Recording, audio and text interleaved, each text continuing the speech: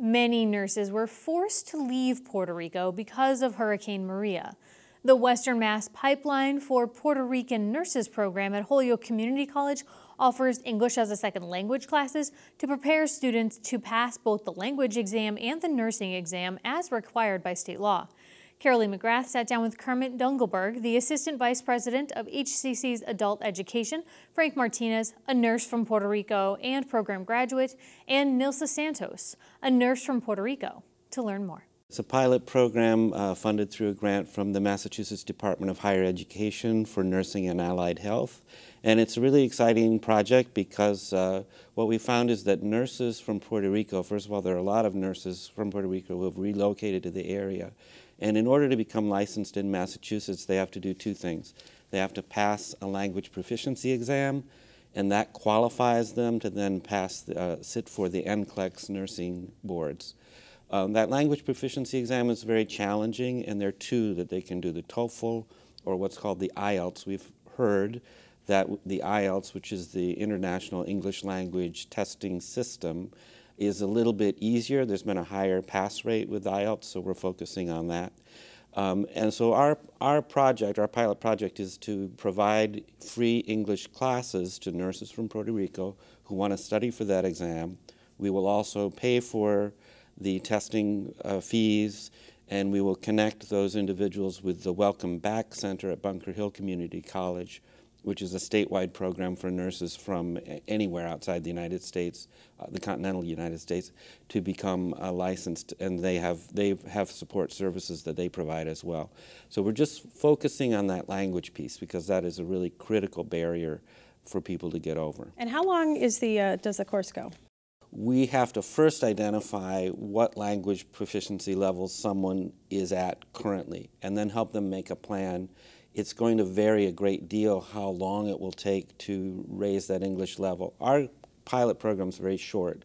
We're going to have to be taking people into this program that are at a pretty high level of English already, like Frank here is an example.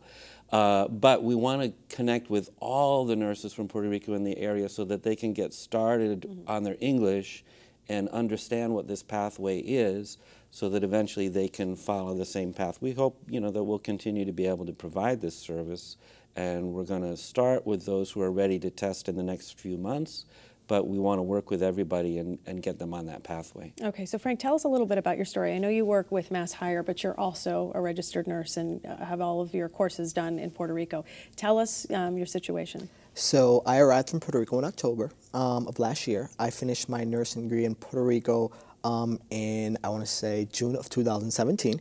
I lived here many years ago, and I just moved to Puerto Rico because my family said, we should go over there, experience the culture again, and just go through all of that.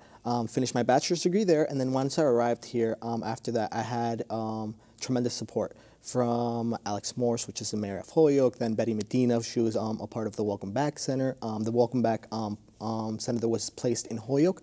And then I had the chance, after I received all the families and I helped them out and get them all settled here with Betty and her and Las's group, then David Gadir called me to help them with job placements. So I became a job developer at Career Point, now known as Mass Hire. And then that's where I met Kermit from HCC and Pesha. They've been so great. They've taken us up to Boston and gone through all of that.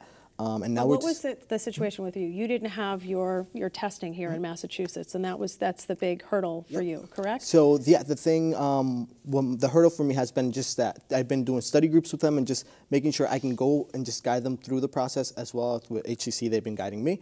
So the hurdle has been just seeing all the barriers that have been put up, so I kind of want to go through the process with them. And we identified about around 5 nurses who are ready for the process, so I would be taking the test with them as soon as we can.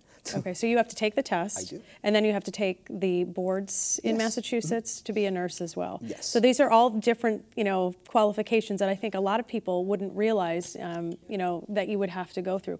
Nilsa is learning English now. So tell me, if you can, about your story. Mi historia es que estoy, ¿verdad?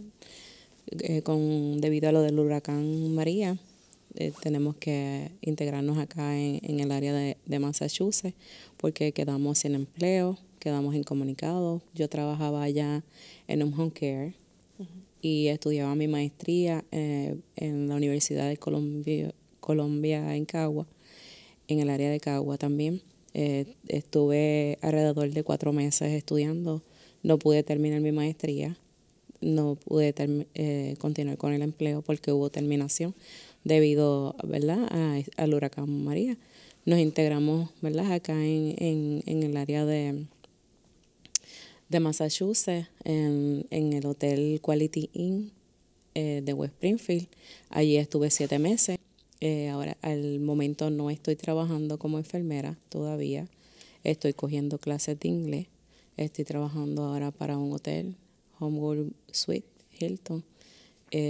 Pero pues luchando para llegar hasta ser enfermera aquí en el área de Massachusetts.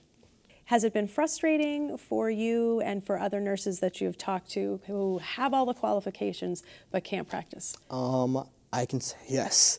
Overall, we have the 2 tests we have to take, but then we also have credentials that have to go right in between. There's a 4-step process other than the 2 tests we have to take, and it involves a lot of money. And when you look at other states, compared to Massachusetts, sometimes it feels like there are a lot of barriers put up for us. But overall, the good thing about the people here, they've been able to help us out through the process. And now we're going to start, so we're just hoping that by a few months we'll be able to sit for our boards and be able to take that test.